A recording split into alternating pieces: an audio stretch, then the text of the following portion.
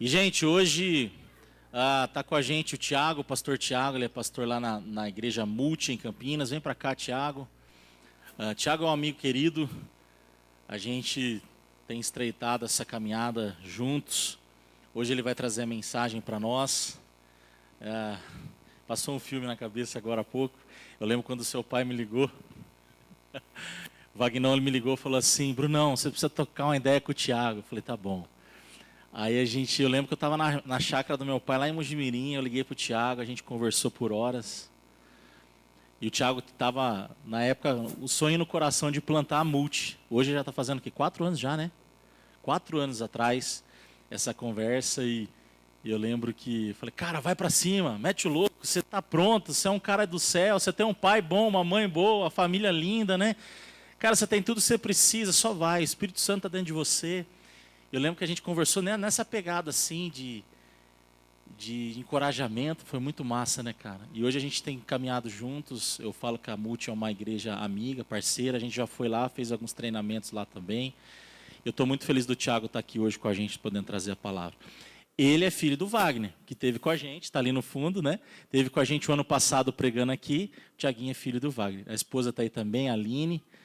A Laurinha, enfim, estenda sua mão, vamos orar por ele, pedir para que Deus o use.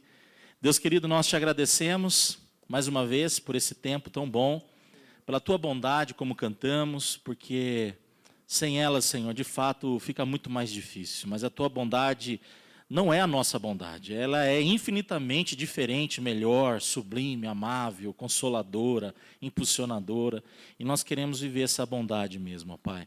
Agora eu peço que o Senhor use a vida do Tiago, cuide do teu filho, use esse amigão e que ele possa falar o que o Senhor colocou no coração dele para nos abençoar nessa manhã. Abençoe a casa dele, a filha dele, abençoe a igreja dele, os líderes, todo o projeto, que o Senhor possa estar à frente de tudo, Senhor, que ele possa romper no espírito. E que agora, Pai, ele se esvazie, né? Que o Senhor esvazie o coração dele mesmo, mas que o Senhor encha de você, Senhor, que o teu Espírito Santo flua através da vida do teu filho e do teu servo. Fica conosco nessa hora, é o que nós pedimos e agradecemos no nome precioso de Jesus. Amém.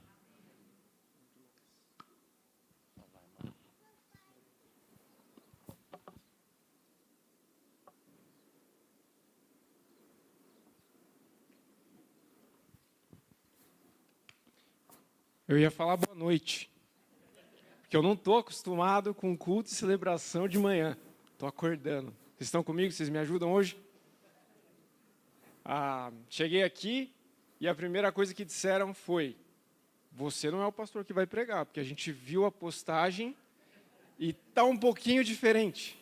E realmente, eu estou um pouquinho diferente. Aquela foto é do início da plantação da Multi. E aí o tempo se encarregou de me tornar um soldado, talvez antes do soro do Capitão América. Mas estou mais bruto, graças a Deus por isso. E eu levei bem a sério a ideia do mundo invertido. Tem gente que está falando que é o cosplay da Eleven. Estou parecido com a Eleven. Uma alegria estar aqui com vocês, a gente poder celebrar junto, poder dividir a palavra com vocês. Meu nome é Tiago, o Brunão já me apresentou.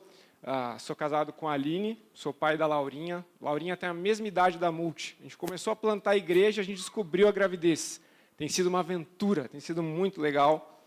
E o Brunão é um amigo assim providencial nessa jornada. A gente vem conversando, dividindo as lutas, partilhando de encorajamento mútuo, tem sido muito legal. E nesse processo a gente se encontra às vezes com frequência. E da última vez que a gente trocou ideia, ele falou, olha, é aniversário da Movimento e a gente está numa série lá chamada Mundo Invertido. Eu pensei, que coisa, porque lá na Multi a gente está numa série intitulada de Histórias Estranhas. Todo o design, a ideia, a proposta é muito parecida. O diferencial é que, ao invés de caminhar com Romanos, nós estamos caminhando com o Evangelho de Mateus. Mas a proposta em si é muito parecida. A gente tem desafiado a igreja a absorver da mentalidade e a cosmovisão do reino de Deus.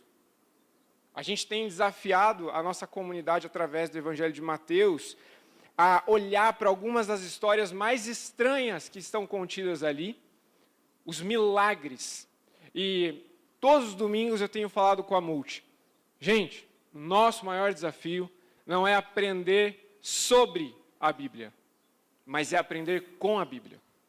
E nessa perspectiva, nós temos olhado então para os registros mais estranhos do Evangelho de Mateus, os milagres que Jesus realizou, e nós temos visto uma dupla função desses milagres. Qual é a dupla função? Revelar e instruir. Revelar e instruir. Os milagres que Jesus realizou, eles revelam quem é Jesus, a autoridade de Jesus, o poder de Jesus como Deus encarnado, revelam o caráter desse Deus que está interferindo. E aqui é muito interessante, porque a cada milagre que nós temos estudado lá na Multi, nós temos tido oportunidades, nós temos sido desafiados a realinhar nossa perspectiva. A realinhar nossa perspectiva, porque o texto bíblico, ele pode instruir o nosso coração, modelar a nossa fé e corrigir a nossa perspectiva, principalmente num tempo de tanto ceticismo. Talvez você é frustrado com o movimento evangélico, como eu fui por muito tempo. Talvez você tenha muitos questionamentos sobre as Escrituras, talvez não. Talvez você cresceu na igreja e está tudo bem. Mas o fato é que, muitas vezes, a gente brinca com as Escrituras com uma tesoura e uma cola. A gente tira as coisas estranhas, aquilo que às vezes nos confronta, nos incomoda, que, de certa maneira, estão na contramão da nossa lógica, e a gente fica só com aquilo que é confortável. E eu queria te convidar a pensar nessa manhã que Jesus é o Deus que interfere. Jesus é o Deus que interfere. Essa é a perspectiva que eu tenho levado a Multi a absorver durante o mês de outubro e novembro, através dessa série Histórias Estranhas. Queria que você considerasse comigo isso. Vamos ler juntos? Vocês podem me ajudar? Opa, vamos tocar o microfone. Boa. Você pode ler comigo? Cada milagre de Jesus... Vamos junto? Vamos lá, todo mundo tomou café? Cada milagre de Jesus é um lembrete poderoso de que Deus não é indiferente e uma evidência de que Ele não abandonou a humanidade. Cada milagre que Jesus realizou é um lembrete. E a gente precisa alinhar a nossa perspectiva constantemente com essa realidade. Ao olharmos para as Escrituras, relembrarmos, espera lá, a humanidade não está solta. A história não está solta. Existe um Deus que interfere. Existe um Deus que está sustentando a história. Existe um Deus que está agindo. E Jesus é a manifestação desse Deus que pisa e começa a tocar as pessoas. Começa a olhar para as pessoas, a considerar a dor, o sofrimento, começa a enxergar a lacuna que a religião, a religiosidade havia deixado, a falta de relação com Deus. E aí os milagres, essas histórias estranhas dos evangelhos vão encher o nosso coração de esperança. Nós temos um Deus que interfere. Nós temos um Deus que não nos abandonou. Histórias estranhas. Eu não creio que aqui seja um desafio a chamar os milagres de Jesus de histórias estranhas. Vocês estão numa série que chama Mundo Invertido. Então, tá tudo bem. Vocês são bem estranhos igual a Multi. Tá tudo bem. Mas, eu gostei de uma citação do Charles Spurgeon, em um dos seus comentários, acerca dos milagres que Jesus realizou no Evangelho de Mateus. Ele diz isso, olha, o Senhor Jesus realiza coisas estranhas. Esse é o jeitão de Jesus. Esse é o jeito de Jesus. Ele realiza coisas estranhas. Ele sempre foi um realizador de milagres. E é interessante porque, muitas vezes, a nossa falta de percepção do agir de Deus nos leva a fazer falsos paralelos e a estabelecer falsas convicções de que talvez Deus esteja distante, de que talvez Deus esteja indiferente. E isso aconteceu com o povo de Israel. Na transição do Antigo Testamento para o Novo Testamento, antes de João Batista começar a preparar o caminho para Jesus, nós temos os 400 anos de silêncio. Um período em que o povo de Israel não viu manifestações concretas, visíveis, grandes, do agir de Deus. O mesmo povo de Israel, que tinha uma história, uma bagagem muito especial, que olhava para a sua história e pensava: nós somos o povo que viu Deus interferir de tantas maneiras incríveis e maravilhosas a nosso favor, mesmo quando nós não merecíamos, mesmo quando havia infidelidade no nosso meio, Deus era aquele que intervinha. Mas surge então esse período de silêncio.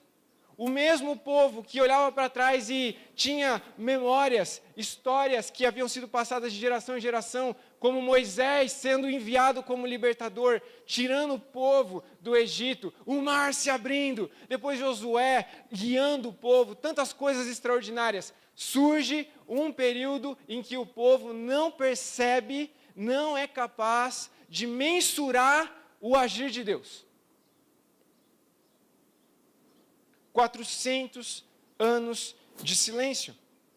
E é interessante porque, nesse período, surgem vários movimentos religiosos diferentes. Entre eles, os saduceus. E os saduceus, eles eram uma espécie de partido político-religioso. Quase isso.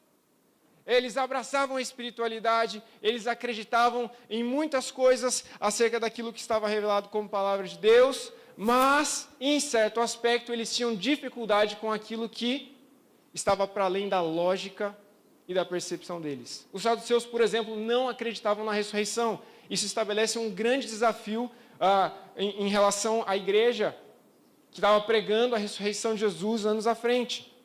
E é interessante porque, quando a gente olha para o seriado que está inspirando essa série Mundo Invertido, Histórias Estranhas, a gente tem a cidade de Hawkins. Uma cidade que não tinha necessariamente uma experiência de 400 anos de silêncio, mas era uma cidade muito pacata. Quem assistiu essa série ou está assistindo, acompanhando? Deixa eu ter uma ideia aqui. Legal. Uma cidade pacata pra caramba. As pessoas estavam conformadas com a realidade como ela estava posta. A cidade era pacata, o ritmo era previsível. E as pessoas acreditavam realmente que a realidade que eles conheciam era a realidade total. Mas algo muda. De repente, eles começam a perceber experiências que estavam para além da lógica, da razão e daquilo que eles conseguiam mensurar. Acontecimentos estranhos, histórias estranhas começam a surgir em Hawkins. E todas essas histórias estão entrelaçadas com a Eleven. A Eleven. Acontecimentos que vão, então, escancarando a realidade de que talvez nem tudo é o que parece ser. Talvez o ritmo pacato que as pessoas ali estavam acostumadas era apenas a superfície em comparação com toda uma realidade mais profunda e extraordinária. A Eleven. E da mesma maneira, depois desses 400 anos de silêncio, surge então João Batista. Vocês estão comigo? Surge João Batista, ele começa a preparar o caminho. Jesus chega anunciando o reino de Deus. Jesus começa então a curar pessoas. Histórias estranhas começam a pipocar. Registros bizarros que vão revelar para nós esse rompimento do silêncio. Jesus começa a romper o silêncio. Mas é interessante porque no Evangelho de Mateus, quando a gente olha, por exemplo, só para a genealogia de Jesus, nós podemos ter a certeza de, apesar do povo de Israel não ter a compreensão de como Deus estava agindo, Deus estava agindo. Mas o fato é que Jesus chega e, de repente, o silêncio é rompido e ele escancara, então, essa realidade. Deus não nos abandonou. Deus continua agindo na história. Deus está sustentando o plano da redenção. O plano está de pé e Deus não está distante, Deus não está indiferente. Jesus chegou.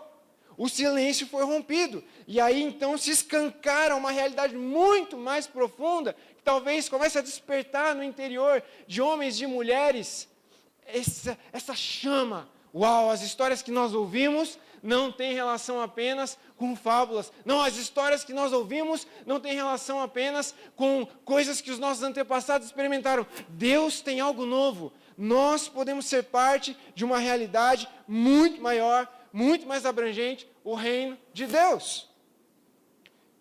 E da mesma maneira como existia a realidade pacata em Hawkins, eu creio que no nosso tempo por N motivos, existe uma realidade pacata no que se refere à nossa espiritualidade e a forma como nós lidamos com os registros estranhos e a forma como nós nos relacionamos com Deus. Muitas vezes, nós olhamos para tudo que está ao nosso entorno, para o sofrimento, para os desafios, para as injustiças, para a crise política, e a gente se pergunta, cadê Deus?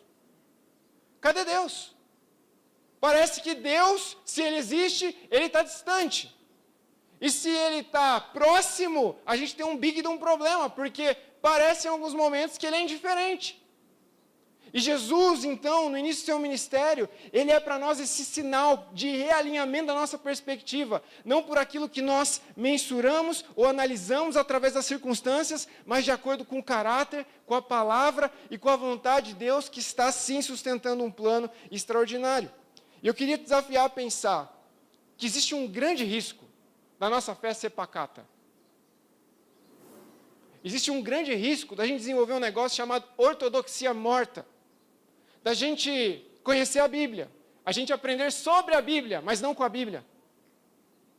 A gente frequentar as celebrações, os cultos aos domingos, a gente buscar ter uma boa moral, a gente se envolver com a política para tentar resolver os nossos dilemas aqui e agora, como, por exemplo, os saduceus estavam altamente envolvidos com a religiosidade, com a religião e com a política. Tem uma grande chance da gente fazer muita coisa certa e, ao mesmo tempo, perder a beleza do poder, do Evangelho e das boas notícias desse Deus que, sim, está perto, que, sim, interfere e que, sim, tem esperança para compartilhar para nós e através de nós com esse mundo. E eu queria te fazer uma provocação, uma pergunta. A partir dessa afirmação, nós não estamos sozinhos. Nós não estamos sozinhos. Deus não está distante e Ele não é indiferente.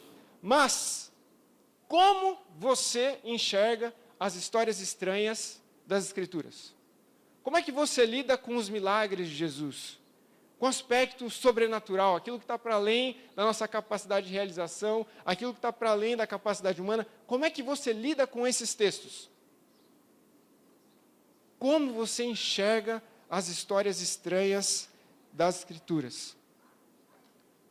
Como um bom reformado, e como uma boa igreja reformada que vocês são também, nós não podemos nos apartar das Escrituras de maneira nenhuma e sair em busca de experiências malucas e transcendentes de qualquer forma.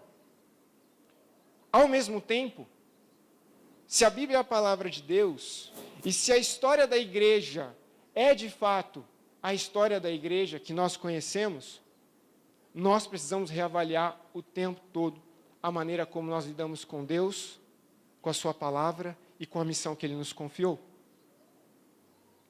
É interessante, Agostinho, ele frequentemente é citado por alguns teólogos que defendem a ideia de que Deus está mais distante, ou que Deus é indiferente, que essas histórias estranhas aconteceram lá atrás, mas que a gente talvez não tenha necessariamente nenhum tipo de perspectiva da interferência de Deus aqui e agora. Alguns desses teólogos usam Agostinho, mas olha que interessante. Agostinho, ele diz o seguinte em uma das suas obras, A Cidade de Deus. Eu estou tão pressionado pela promessa de terminar esse trabalho, ele estava no final da vida do ministério praticamente, que eu não consigo registrar todos os milagres que eu vi acontecer. Isso é interessante. E eu quero te convidar a abrir sua Bíblia junto comigo, depois dessa big introdução, no Evangelho de Mateus. A gente vai costurar o Evangelho de Mateus, capítulo 9, se você tiver Bíblia aí, você pode abrir, capítulo 9. E é importante que você tenha o contexto. Até o capítulo 9 está acontecendo uma progressão. Os registros estranhos começam a surgir, e aí a gente vai vendo a intersecção de uma vida pacata, do ceticismo, da desesperança, com a realidade do reino de Deus. E aí Jesus começa a curar os enfermos, então, ele começa a perdoar pecados, o que gera muito escândalo para os religiosos. Não só isso, Jesus também ressuscita uma menina. Esse é o contexto. Depois de 400 anos de silêncio, de repente, Jesus começa a tocar o terror, no bom sentido. E a gente vê claramente um conjunto de demonstrações de que o reino de Deus chegou. E que a continuidade daquilo que Deus havia, sim, iniciado, estava se desenvolvendo. E Jesus então começa a estabelecer convites para a fé autêntica, não para a fé pacata, para a relação e não para a religiosidade. E esses milagres, essa movimentação de Jesus revela quem Ele é, mas também tem o potencial de nos instruir de maneira prática. Então nós vamos abrir em Mateus capítulo 9, versículos 27 a 30. Estão comigo? Mateus capítulo 9, 27 a 30. A palavra de Deus diz o seguinte: Saindo Jesus dali, 2 cegos o seguiram, clamando: Filho de Davi, tem misericórdia de nós. Entrando ele em casa, os cegos se aproximaram e ele lhes perguntou: Vocês creem que eu sou capaz de fazer isso? O texto segue. Eles responderam: Sim, Senhor. E ele, tocando nos olhos dele, disse: Que lhe seja feito segundo a fé que vocês têm. Você pode ler comigo isso? Que lhe seja feito segundo a fé que vocês têm. E a visão deles foi restaurada. Como é que você lida com um registro como esse? Essa é uma história muito estranha. E se a gente olha para o texto de maneira desatenta ou passa pelo piloto automático no momento da nossa devocional, a gente perde a beleza do que está realmente acontecendo aqui. Olha só o versículo 27. É uma história muito estranha. 2 cegos seguindo Jesus. Para imaginar essa cena. Eu não tenho ideia de como é que eles fizeram, se eles estavam tateando, se tinha alguém ajudando, mas tinham 2 cegos seguindo Jesus. É uma história muito estranha. E é interessante porque o registro diz que eles estavam seguindo Jesus, mas não só isso. Eles estavam clamando. Entra na história estranha comigo. Seria legal se a gente tivesse uma trilha sonora aqui agora. Eles estavam clamando. Às vezes a gente lê isso. 2 cegos estavam seguindo Jesus e eles estavam clamando. 2 cegos, eles estavam seguindo Jesus. Acordei você agora, hein? Brincadeira. Eu sou meio maluco, gente. Vocês me perdoam? 2 cegos estavam seguindo Jesus. Se coloca no lugar desses 2 homens. Entra no registro, entra na história. 2 homens que não tinham perspectiva de nada. Não tinham capacidade de enxergar um palmo à sua frente. O problema da cegueira naquele tempo era muito comum. 2 cegos estavam seguindo Jesus. E eles não seguiam de qualquer jeito. Eles estavam seguindo clamando: Jesus, filho de Davi, tem misericórdia de mim. Tem misericórdia. Eles estavam clamando, ou seja, eles estavam buscando Jesus com determinação, mesmo não tendo a compreensão total daquilo que estava diante deles, mesmo sem a capacidade de enxergar, eles estavam seguindo Jesus. Eles estavam clamando: Jesus, tem misericórdia. E clamar implica implorar. Não é qualquer tipo de interação com Jesus. Ai, Jesus, por favor. Jesus, filho de Davi, tem misericórdia de nós. Com determinação, súplica com energia, emoção, vida. Eles estavam em busca de uma resposta que ninguém poderia oferecer para eles. E eles sabiam que existia a possibilidade de Jesus ter a resposta que eles precisavam. Eles estão seguindo, clamando. E faz total sentido. Eles estão clamando. Pensa o drama, a experiência desses homens num tempo como aquele. Provavelmente sem a capacidade de trabalhar, de ter recursos, a falta de visão num contexto como o dos tempos de Jesus, realmente trazia muitas implicações e até roubava, furtava a dignidade de um homem.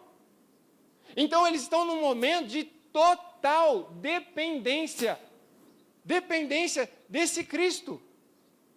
Eles sabem que ninguém pode resolver o que eles têm como um dilema, como um problema. E eles estão clamando: Jesus, como é que você ia clamar? Se tivesse ouvido que Jesus estava fazendo milagre, realizando coisas extraordinárias, e você tivesse um problema parecido, e Jesus estivesse por perto, como é que você iria clamar se o grande problema da sua vida não tivesse solução? Como é que você ia atrás desse Jesus? Como é que você ia buscar esse Jesus? Se colocar na história é fundamental. Eles estão em busca de um milagre. O nível de anseio, de expectativa, certamente moveu eles de forma intensa atrás desse Jesus. Eles estão seguindo Jesus. Falei para vocês, a cegueira era um problema significativo, de grande impacto social.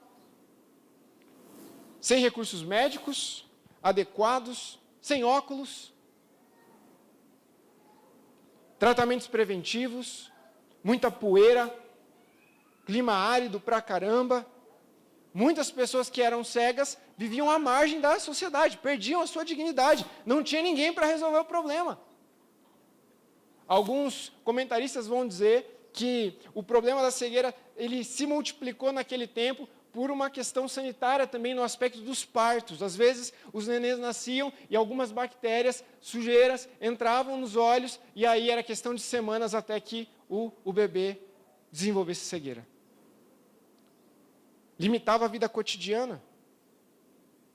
E é interessante pensar nesse problema como um problema abrangente, porque isso nos dá a possibilidade de afirmar que, muito provavelmente, aqueles não eram os únicos cegos próximos de Jesus. Mas o texto diz que 2 cegos seguiam Jesus. Para pensar. Se esse era um problema corriqueiro, generalizado, haviam outras pessoas com outros desafios, mas o texto diz que dois homens seguem Jesus clamando. Lá na Multi, é muito interessante, a gente está num processo de plantação. Quantos anos tem aqui a igreja, Brunão? 11 anos, vocês são muito, eu sou um adolescente perto de vocês. Muitas pessoas entram na Multi curiosas, vamos ver qual é que é dessa igreja aí. Muita gente entra lá com vários dilemas, em busca de muitas respostas, mas nem todo mundo toma uma decisão por Jesus, nem todo mundo fica, nem todo mundo busca Jesus de maneira autêntica. E isso é bem verdade no nosso tempo. Existe uma realidade de demanda absurda. Todos nós carecemos de Jesus. Mas isso não significa que todos nós estejamos buscando a Cristo. E eu queria destrinchar essa história estranha. E nós vamos olhar para estágios do milagre. Legal? Primeiro estágio dessa história estranha. O primeiro estágio desse milagre. É muito estranho. 2 cegos reconhecem Jesus. Eles não estão só seguindo Jesus e clamando Jesus. Eles reconhecem Jesus. 2 pessoas que não têm condição de enxergar estão vendo muito mais do que pessoas que têm condição e plenitude de visão. 2 cegos estão reconhecendo quem é Jesus. Será, Tiago, não é exagero afirmar isso? Será que eles não estavam só procurando um milagre? Eu acredito que não, por causa do texto. Olha o versículo 27 comigo. 2 cegos o seguiram, clamando, Filho de Davi. Eles se referiam a Jesus de uma maneira específica. Filho de Davi, tem misericórdia de nós. E é interessante porque essa é a primeira vez nos registros do Evangelho de Mateus em que Jesus é mencionado como o filho de Davi. Só no primeiro capítulo é que nós temos, sim, na genealogia, porque Mateus, como observador externo, ele registra e ele diz que Jesus era o filho de Davi, mas é a primeira menção de Jesus como filho de Davi, primeira experiência de alguém reconhecendo Jesus como filho de Davi. O início do Evangelho de Mateus, logo no versículo 1 do capítulo 1, confirma para nós, os cegos estavam com a perspectiva certa sobre Jesus. O Evangelho de Mateus começa afirmando, ele era o filho de Davi. E os 2 cegos, então, estão com a perspectiva certa, mesmo sem terem visão. O Salmo 132, eu não vou projetar o texto, no versículo 11, traz para nós uma das profecias, uma das promessas acerca da chegada de Jesus, como um juramento que é confiado a Davi. O Senhor Deus prometeu a Davi, e ele jamais voltaria atrás nesse juramento: colocarei em seu trono um de seus descendentes. E o Evangelho de Mateus, ele vai se preocupar em mostrar essa realidade. Jesus é o filho de Davi. Ele é o descendente que ficará no trono para sempre. Ele é o Deus que não está longe. Ele é o Deus que não é indiferente. Ele reina, ele se importa, ele está perto. O Evangelho de Mateus, então, se preocupa em mostrar essa realidade através da descendência de Jesus, depois, através do domínio que Jesus tinha da palavra, das Escrituras, com muito mais profundidade, muito mais vida do que os religiosos naquele tempo. E terceiro, pelos milagres, essas histórias estranhas que ele realizou. 2 cegos, sem perspectiva física, mas com perspectiva espiritual. E eu me pergunto hoje, entre nós, quantos talvez estejam enxergando tudo ao seu entorno, mensurando tudo quanto é circunstância numa manhã de domingo como essa, mas talvez sem o alinhamento e a perspectiva de que Jesus está perto, de que Jesus pode interferir. Segundo estágio do milagre, os cegos não reconhecem só quem é Jesus, eles reconhecem o que Jesus pode fazer. Faz total sentido eles clamarem com intensidade, porque se eu sei quem é Jesus, eu sei o que ele pode fazer. Se Jesus é quem ele diz que é, C.S. Lewis tinha um trilema, né? Ou Jesus era um mentiroso, ou ele era um lunático, ou ele estava iludido, ou ele era de fato quem as Escrituras afirmam que ele era. E se eu reconheço quem é Jesus, o próximo passo é me dobrar, é reconhecer o que Jesus pode fazer, a começar por aquilo que ele fez por mim na cruz. Mas o Evangelho não se resume só a isso. A perspectiva é muito mais ampla. É o que Jesus fez por mim na cruz, é o que Jesus deseja fazer em mim, e é o que Jesus pode fazer através de mim. Esse ciclo vai ficar evidente até o final dessa mensagem, nessa história curta, mas muito estranha.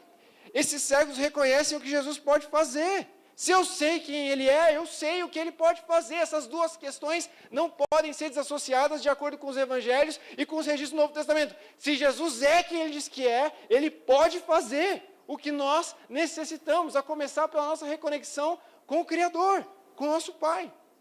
E é interessante, Hebreus capítulo 11, versículo 6, um texto que eu amo de paixão, ele fala sobre essa fé autêntica, que está fundamentada num conhecimento relacional, num conhecimento sólido, a partir da revelação de quem Deus é, mas também que demanda de nós essa resposta acerca daquilo que Ele pode fazer por nós, em nós e através de nós. Olha só, sem fé é impossível agradar a Deus.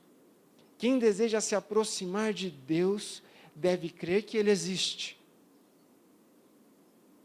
e que Ele recompensa aqueles que o buscam. Num tempo de tanto excesso e tanta distorção bíblica, nós não podemos deixar de considerar algo muito importante. A fé autêntica não é um meio para mover Deus, mas é um meio para te mover até Ele.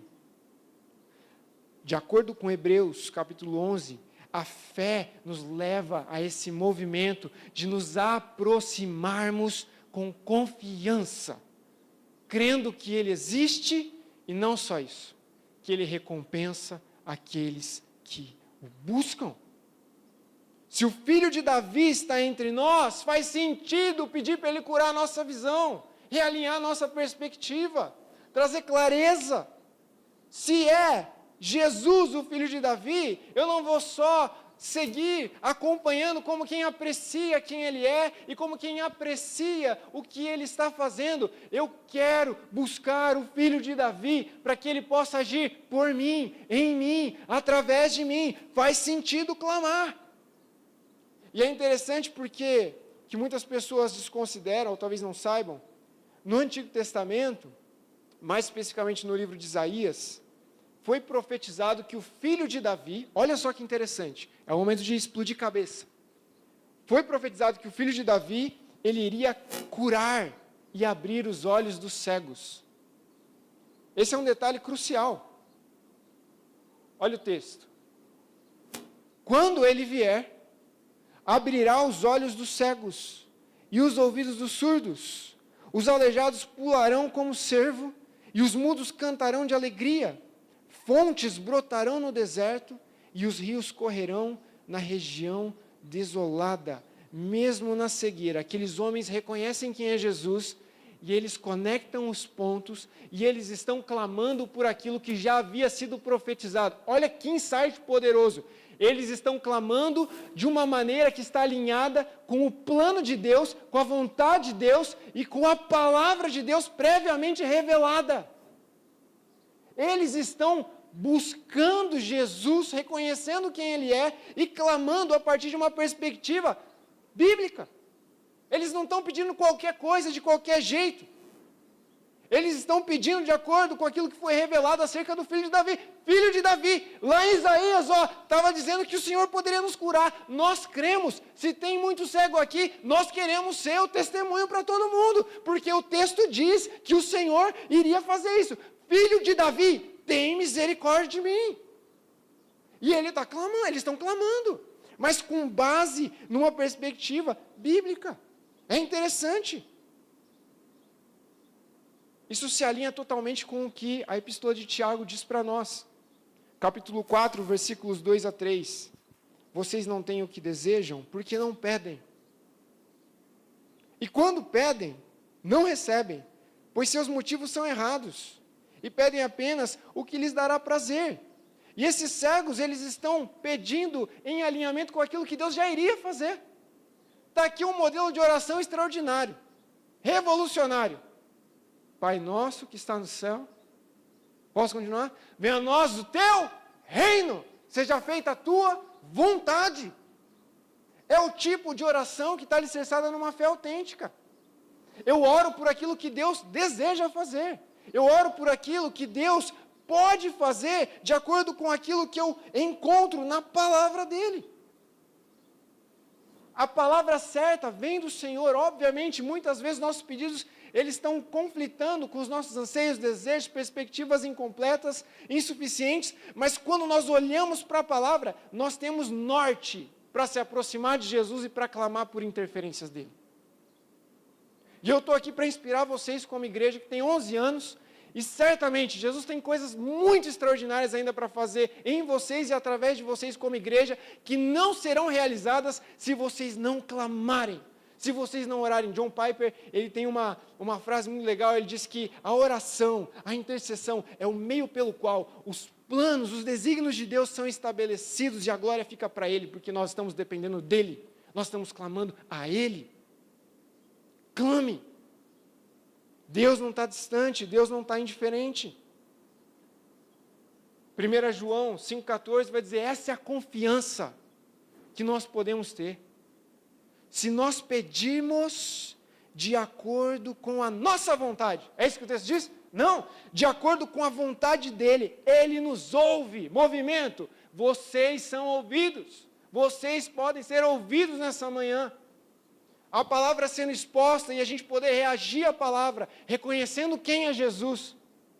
Não foi só um mestre, não foi só um profeta, não foi só um filósofo, não foi alguém que teve algumas ideias de parábolas bonitinhas. Não, Jesus é o filho de Davi. E se Ele é quem Ele diz que é, nós devemos nos aproximar dEle com confiança e aprender a crer, exercitar a nossa fé, tirar a nossa fé das nossas capacidades, da nossa própria intuição e dizer, filho de Davi, tem misericórdia de nós. Terceiro estágio do milagre. Eles não reconhecem só quem é Jesus, e eles também não reconhecem só o que Jesus pode fazer. Eles reconhecem que não se trata de merecer nada. Os dois cegos não chegam para Jesus dizendo, Jesus, filho de Davi, tivemos uma vida tão sofrida, nossa, mas sabe, a gente nunca deixou de honrar os nossos pais. A gente nunca deixou de ter uma boa conduta moral, ética dentro das nossas capacidades. Olha, depois de tanto sofrimento, Jesus, depois de tanto exercício intencional para ser um bom cidadão aqui em Jerusalém, debaixo da opressão do Império Romano, depois de tudo que a gente já está vivendo, à margem da sociedade, eu acho que a gente merecia um milagre em Jesus. A gente merecia uma intervenção. Não é isso. Eles se aproximam de Jesus, reconhecendo que não se trata de merecer nada. A fé autêntica clama por compaixão e por misericórdia, não por mérito.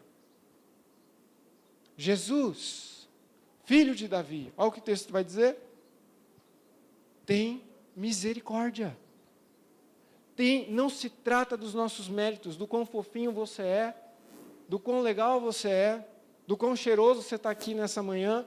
Graças a Deus por isso, o cheirinho está bom. O café ajuda a disfarçar. Brincadeira. O cheiro lá na multi de café é extraordinário.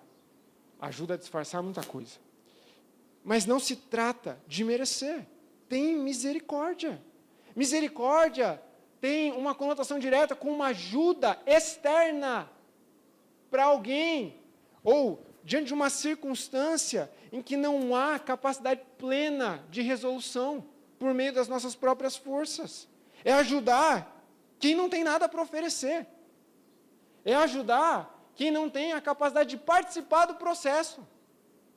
Ter misericórdia implica uma ajuda externa para quem é incapaz de se ajudar. Existem muitas circunstâncias, talvez que estejam em intersecção com a vida de todos nós aqui nessa manhã, que demandam misericórdia de Deus. Obviamente, a nossa relação com Ele, se você não colocou sua fé em Jesus ainda, você precisa de graça, você precisa de misericórdia. Mas é bem verdade que, em casamentos que estão representados aqui, existe uma margem, uma demanda para a graça e para a misericórdia. Na criação dos filhos, existem margens em que as nossas capacidades e a nossa própria força não é capaz de conduzi-los. Nós precisamos de graça, nós precisamos de misericórdia. Eu perguntei no início do sermão, cara, como é que você lida com as histórias estranhas, os registros estranhos? Tem muita gente cética acerca daquilo que está registrado no Novo Testamento. E a minha brincadeira lá na Multi para os céticos é, experimenta caminhar com a gente na plantação da igreja por 1 ano. Que você vai ver o negócio pegando fogo. E é interessante porque no seriado a gente tem o desaparecimento do Will. O Will some. Desaparece. E todo mundo dá o Will por morto. Morreu. Todo mundo fica desesperado.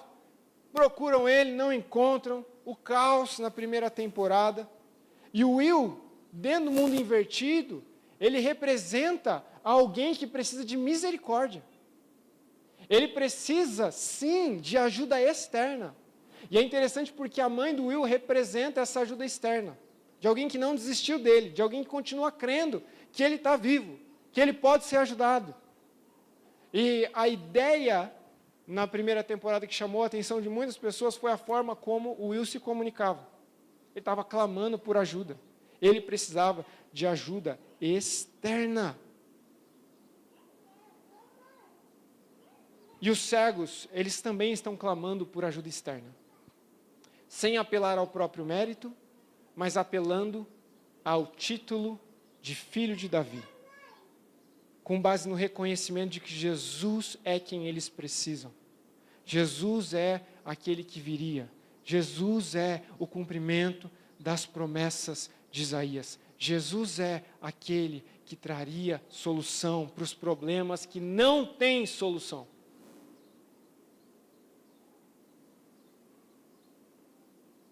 Charles Spurgeon vai dizer que nós nunca receberemos bênçãos ou intervenções divinas a nosso favor, enquanto clamarmos como se tivéssemos direito a alguma coisa.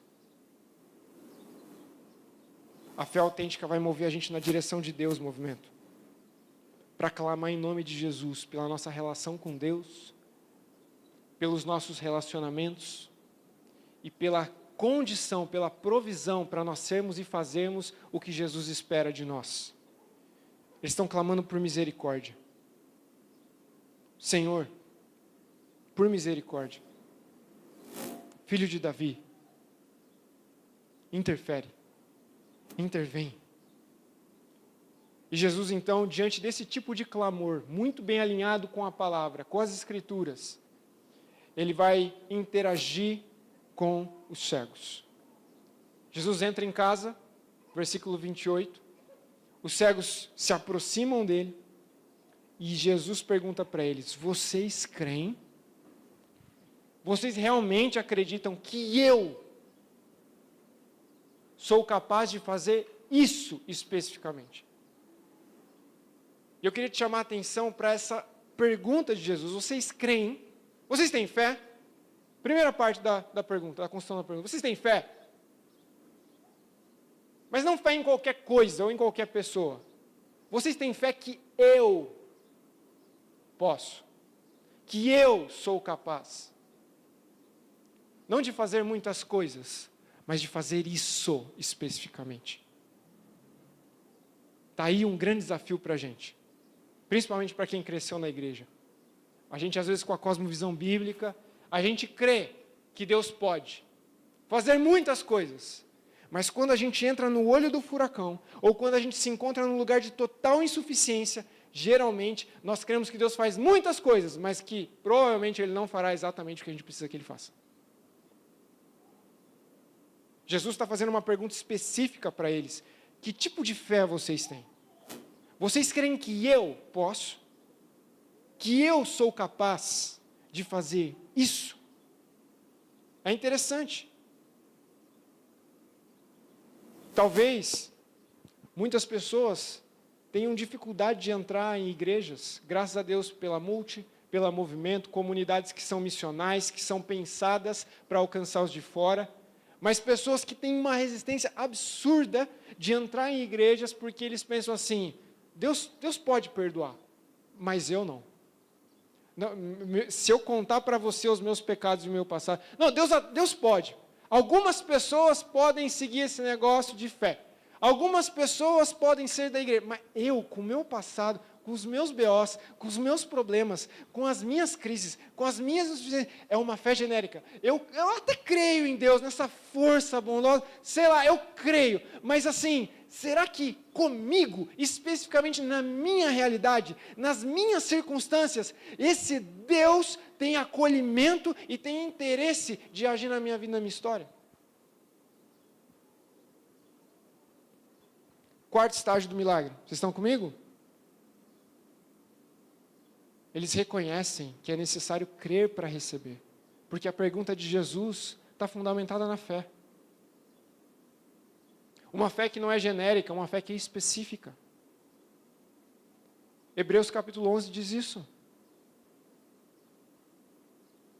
Nós precisamos nos aproximar de Deus crendo que Ele existe e que Ele recompensa. A fé está nessa intersecção das nossas necessidades, do nosso clamor, da nossa busca por Jesus e por aquilo que Ele pode fazer por nós, em nós e através de nós, e Jesus está do outro lado, e a fé é essa ponte.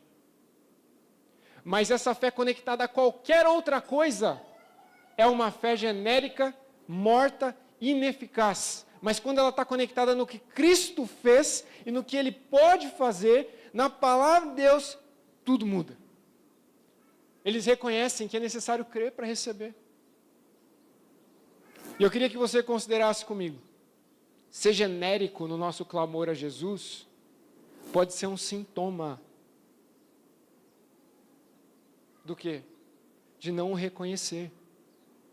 Quanto mais genérico ou genérica é a nossa interação com Jesus, maior é a probabilidade da gente não o reconhecer como Senhor e Salvador. Ou seja, maior é a probabilidade da nossa fé genérica ser, na verdade, incredulidade. Fé genérica mascara a nossa incredulidade. A fé autêntica não é uma fé genérica, é uma fé específica. Ela está fundamentada em quem é Jesus. Ela reconhece quem é Jesus, A fé autêntica clama com determinação, porque se Jesus é quem ele diz que é, ele sim fez o que a Bíblia diz que ele fez, e portanto ele ainda está fazendo muitas coisas, e ele tem sim uma vontade que é boa, perfeita e agradável para a minha vida, e eu preciso buscar isso com determinação, eu preciso aprender a clamar com determinação, mas clamando com a perspectiva da misericórdia, não do mérito, da compaixão.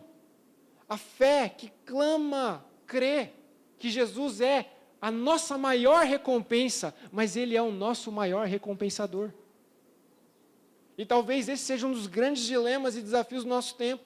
Com tanto excesso no movimento evangélico, a gente deixa de buscar Jesus como nosso recompensador. Sim, Jesus é a nossa maior recompensa. Talvez os seus planos, as suas metas não vão se concretizar. Talvez enfermidades não serão curadas aqui e agora. Mas isso não muda o fato de que a palavra nos instrui a nos aproximarmos desse Cristo, reconhecendo quem Ele é e o que Ele pode fazer, e apelando pela graça, pela misericórdia, e dizendo, por favor, por compaixão, por misericórdia, interfere Deus. Interfere Jesus na minha vida, nos meus relacionamentos, muda a minha história, me usa para a Tua glória. É uma fé autêntica que não é genérica, ela é específica. Jesus é a nossa maior recompensa, mas Ele é o nosso maior recompensador. E o versículo 29 vai mostrar para a gente o que acontece na sequência de toda essa interação. E Jesus, então, tocando nos olhos deles, disse, que lhe seja feito segundo a fé que vocês têm. E a visão deles foi restaurada. A fé específica, a fé autêntica, numa manhã como essa, pode restaurar sua perspectiva. Pode te conceder esperança. Pode fortalecer você para viver e compartilhar as boas notícias sobre esse Cristo que é o Filho de Davi, de uma maneira autêntica, não de uma maneira genérica.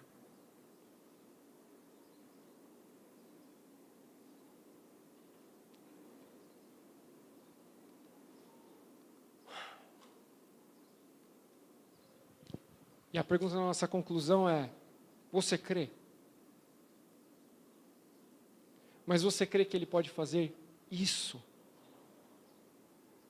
Não qualquer tipo de fé. Você crê? Você crê que Jesus pode fazer isso? O que caberia nesse isso, dentro das nossas histórias e circunstâncias representadas nessa manhã?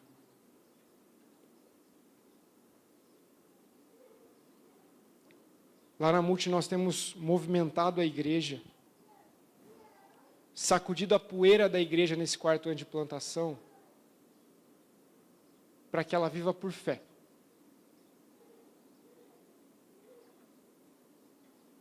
E é interessante que quanto mais a gente provocou esse tipo de desafio a partir das Escrituras de modo responsável, parece que mais as circunstâncias se tornaram adversas esse ano para nós, na história da plantação da igreja e no nosso meio. Mas é interessante porque quanto maior o caos, maior a oportunidade desse Cristo vir e interferir, agir por nós, agir em nós, trazer perspectiva, clareza, fortalecer a nossa fé e por fim nos tornar um testemunho. Os dois cegos reconhecem quem é Jesus, reconhecem o que Jesus pode fazer. Eles apelam com base em quem Jesus é. Por misericórdia, por compaixão, Jesus faz o inexplicável. E de uma circunstância tão adversa e dolorosa, das cinzas nasce um testemunho. E eu queria provocar vocês sim nessa manhã, a pensar que tipo de fé você tem. Como é que você entrou aqui nesse auditório hoje? Carregando o quê? Que tipo de fé? Que tipo de percepção sobre Jesus? Que tipo de interação você tem com esse Cristo? Como é que você interage com Ele?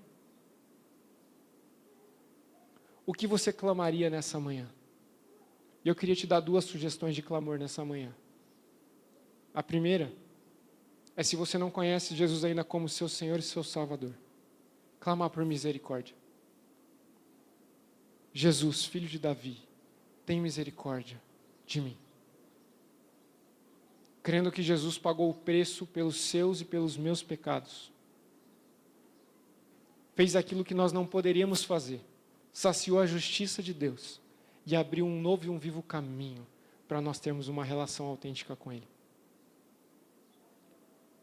Mas talvez o seu caso seja nessa manhã de ser desafiado, se você já colocou a fé em Jesus, a interagir com Ele de uma maneira mais íntima, mais viva, mais dependente, mais ousada, e clamar para que Ele possa interferir na sua vida, nas áreas mais obscuras, cinzentas, de acordo com talvez os pecados que você tem mais dificuldade de vencer, a clamar nessa manhã como quem crê de fato que Jesus é quem Ele diz que é, e Ele pode fazer o que você necessita, para que a sua vida das cinzas seja levantada como um testemunho, para que áreas da sua vida que talvez estejam nas cinzas possam ressurgir, e esse Cristo seja conhecido, seja mais amado, para a glória de Deus Pai.